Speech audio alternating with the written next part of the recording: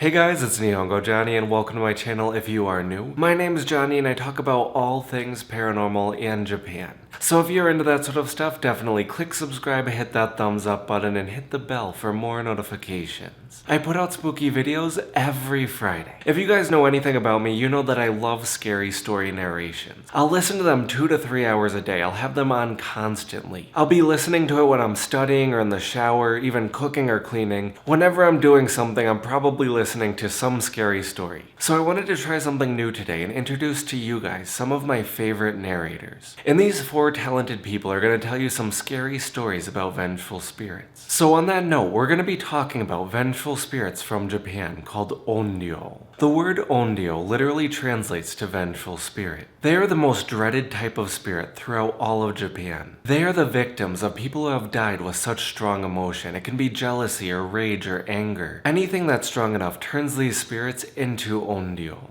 Their soul is unable to move on, and therefore they come back as these powerful ghosts seeking vengeance. Usually, these spirits look exactly like they did at the moment of their death. So they might have wounds or broken bones or markings. It really depends on how the person died. The origins of Onryo is unknown, however it dates back all the way to the 8th century. There's always a main theme with these spirits. They always seek vengeance, usually on one person. And they take out their anger and hatred on anyone who gets in their way. And they allow the person that they hate the most to live a long and tormented life. Usually, they inflict a terrible curse on places and people they hate. Their intent is to cause damage and suffering, and they don't stop because they have an insatiable hunger for vengeance. It's often said that whenever ghosts are exorcised or crossed over, usually everything stops when that happens. However, the curses of these vengeful spirits usually last a really long time, even after the spirit has been laid to rest. The fact that these ghosts don't discriminate makes them one of the most feared ghosts throughout all of Japan. It's scary to think about how they will just kill you without a second thought. So I want to know what you guys think. Let me know in the comments below. And I'll let our 4 narrators tell you guys different stories about really scary Onryo. You'll be hearing stories about Sadako, Kayako, Kashima Reiko and Hikiko-San. Although I have covered some of these in my previous videos, I tried to add a lot of new information. So I hope you guys really enjoy these stories, and don't forget to subscribe to all of these amazing people. I'll leave links to their channels in the description below. And without further ado, let's get started.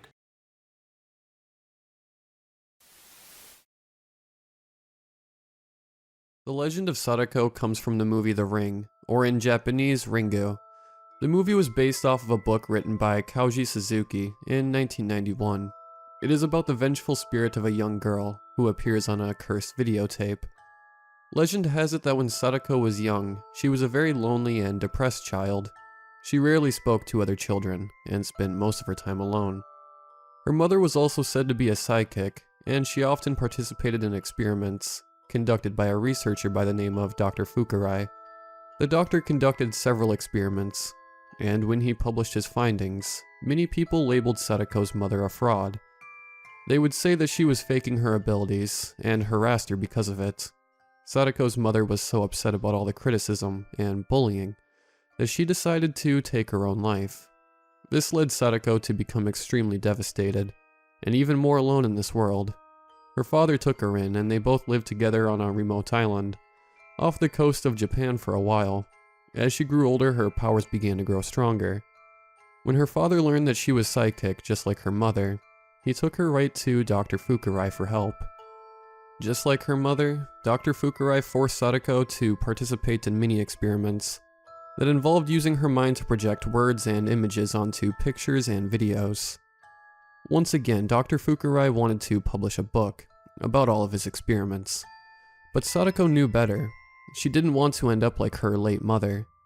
Sadako put her foot down and refused. She said that she was done, and intended to return home. At this point, the legend begins to change depending on who you hear them from. Some say that Dr. Fukurai murdered Sadako in a rage when he heard this, while others say that he lured her into the woods and strangled her. In both versions of this story, he takes her body to the well near the hospital and throws her down, only to seal it up with large rocks. What the doctor didn't know was that Sadako wasn't completely dead. She woke up trapped in the well. She tried as hard as she could to get out, but nothing seemed to work. She broke most of her nails and bones trying to get out of it. It is said that she survived for 7 days, and on the final day used all her strength and hatred she had left to take her revenge out on the world. She used her powers to put a curse on a videotape. This tape consists of a bunch of inexplicable images, and when you watch, you will begin to see a woman dressed in a white hospital gown with long black soaking wet hair and pale cyanotic skin. They say that if you watch this video, you will die within 7 days. The only way to break the curse placed upon you is to take the videotape, make a copy of it, and give it to someone else. According to the novel, the curse is actually a smallpox virus mutated by Sadako. The virus creates a tumor in the victim's throat, and after 7 days, they die of a heart attack. The virus is said to also contain a strand of Sadako's DNA, which can be fertilized and led to her resurrection. In the films, after the victim finishes watching the curse tape, their phone will ring initiating the start of the curse. If anyone takes their photo, it will appear distorted, showing yet another sign that the curse has been placed upon them. The victims have 7 days to reverse the curse by copying the tape and showing it to someone else, or Sadako will appear and kill them. This story is allegedly based off of a real girl named Sadako Takahashi, who was psychic and lived in Japan during the early 1900s. She possessed the ability to project words and images onto film. This is referred to as nensha in Japanese, and thoughtography in English. In 1931, Takahashi was studied by psychologist Tamakichi Fukurai for his book, Clairvoyance and Thoughtography. Fukurai was an assistant professor of psychology at Tokyo University, and a firm believer in the supernatural. Fukurai also worked with psychic Shizuko Mifune, who inspired the backstory of Sadako's mother. Fukurai published a book called Clairvoyance and Thoughtography, which outlined his theories about the paranormal. Unfortunately, Fukurai's theories were unpopular, and he resigned his post at the University of Tokyo in 1919, so he could continue his studies.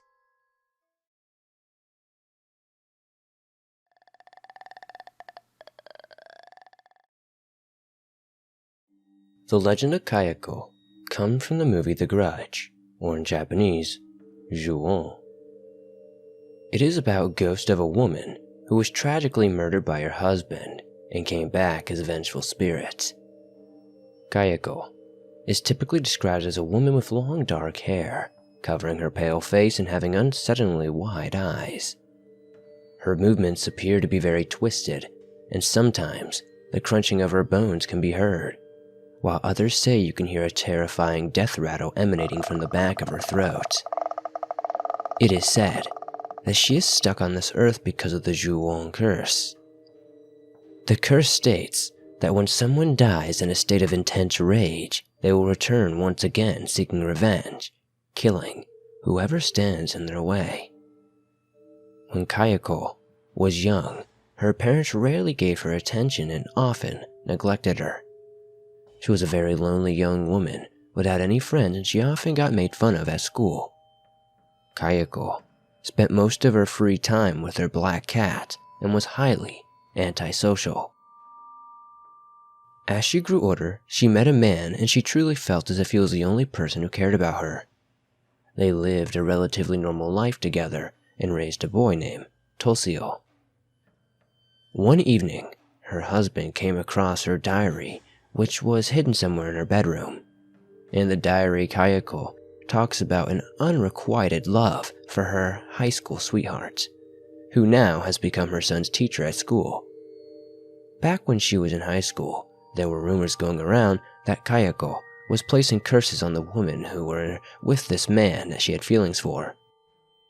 Upon reading Kayako's diary, her husband became certain that Kayako was having an affair with this man. When Kayako came home from work that night, her husband violently beat her and stabbed her with a knife as her son watched in fear the whole time. With the little bit of life she had left, Kayako tried to escape her husband, only to trip in a pool of her own blood, causing her leg to break. She tried as hard as she could to climb up the stairs so she could call for help, but her husband grabbed her and snapped her neck. Still alive, Kayako laid there paralyzed, continuing to suffer. The only sound she could utter was this horrifying rattle in the back of her throat. According to the legend, her husband carried a body to the attic, placed her in a bag, and left her there to die a slow and painful death.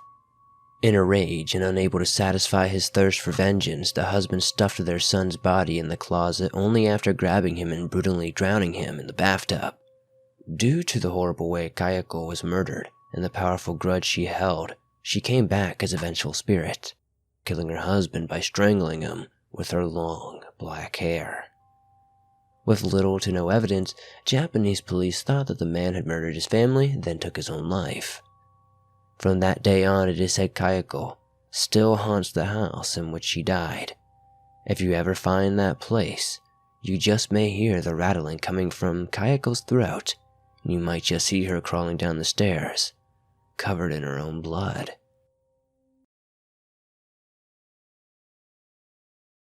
At almost every school you visit, you see a sign against bullying and abuse. This kind of message is a very good thing. We don't need another vengeful spirit like Hikiko-san roaming the world. Hikiko-san was a young girl who was often abused by her parents at home. Over time, she was left with many scars and deformities, leading to Hikiko-san to be bullied by her classmates at school. One day, this bullying became too much for Hikiko-san to handle, and she took her own life. However, there are many different versions of this story. In almost every version of this story, Hikiko-san comes back as a vengeful spirit, seeking revenge on small children. It is said that Hikiko-san appears at Japanese schools on rainy days. She will often appear to be a tall and slender woman with long black hair and a battered white dress. She is almost always carrying something that appears to be a large doll in her hands, and when she looks at you, she has very intense eyes, and her smile stretches from ear to ear. As you approach Hikiko-san, you will notice that the thing in her hand isn't a doll, but a dead child. She snatches children and drags her victims around until they become nothing but a clump of meat, and then she leaves them on the ground. Hikiko-san will leave the following types of children alone. Those with the same name as her. It is said that her true name is Mori Hikiko. However, no one knows whether or not this is true, because this is an anagram from hikikomori, or a shut-in. Victims of bullying, children that were or are abused at home. The reason she will not come after you may be because she sympathizes with you. Some say that you can also escape her by showing her own face in a mirror. One legend tells that Hikiko-san was very beautiful and very smart when she was alive. This led her to being bullied by many students out of envy. When she tried to ask people to hang out or even approach her peers to talk, they would often just ignore her or laugh. The bullying grew harsher and harsher. People would pull her skirt down at school, and some students even surround her and beat her with sticks during gym class. One day, when she was walking home from school, kids began throwing stones at her, attacking her face, landing her in the hospital. Ever since that, they say she became a hikikomori, someone who stays inside all day and never interacts with the outside world. A separate story tells of her father being drunk and abusive. After not being able to bear the abuse any longer, she stabbed her father to death and mysteriously went missing.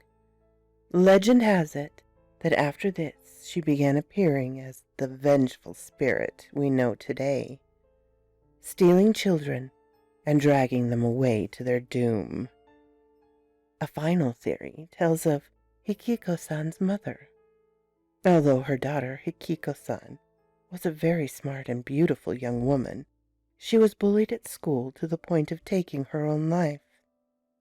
This led to her mother being bullied by her friends, calling her a terrible mother for allowing this to happen. When she went to her husband and other family members for advice, no one would listen to her. She kept asking them for help and advice, but this caused her family to grow to dislike her as well. This caused her to go on a rampage, killing children who are the same age as her daughter. No matter the legend, let's hope Hikiko-san never comes for you.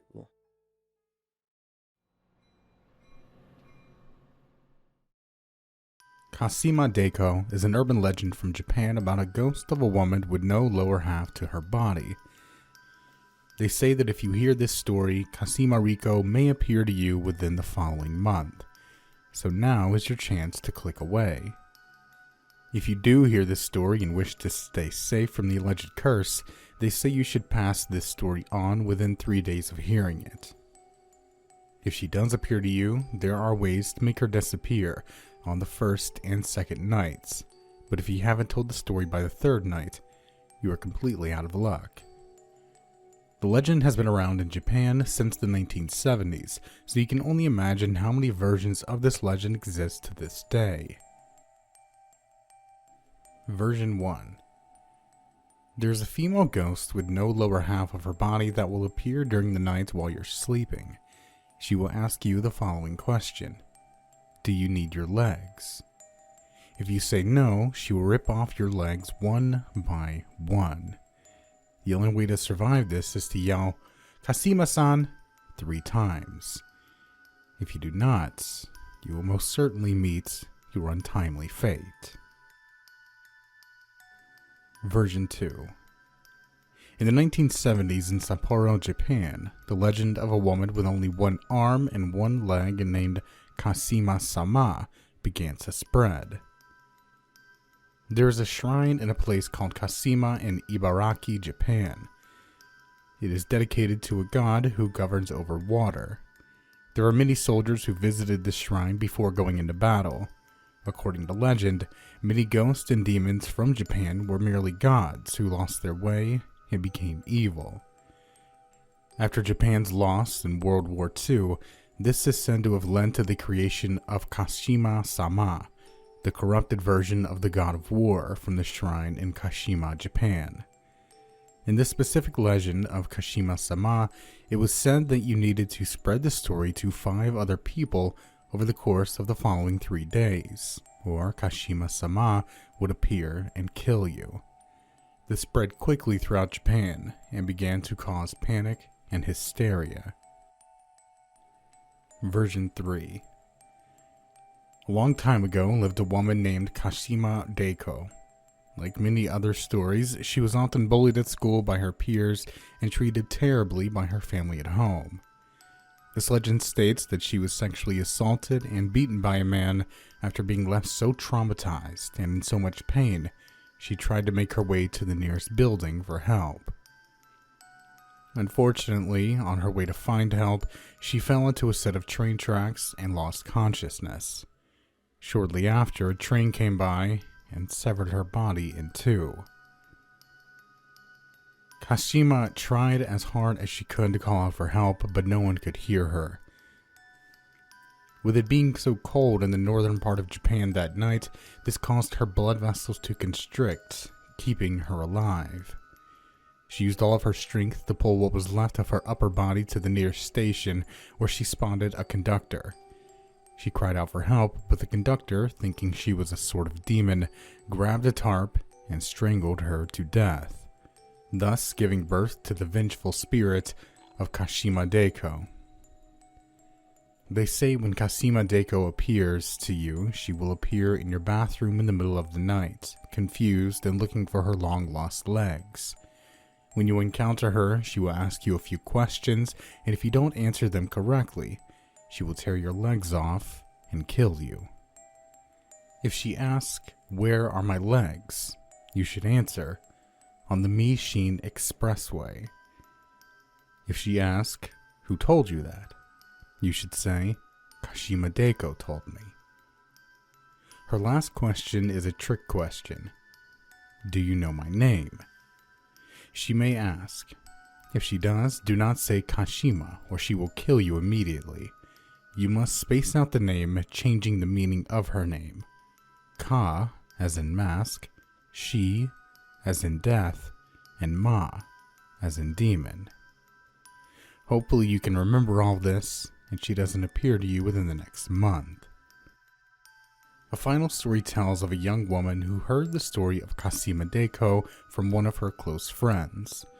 The version she heard was that a creature would visit her on a rainy night, pounding at her door. The friend didn't go into too much detail about who or what this creature was. She merely said it was a frightening creature.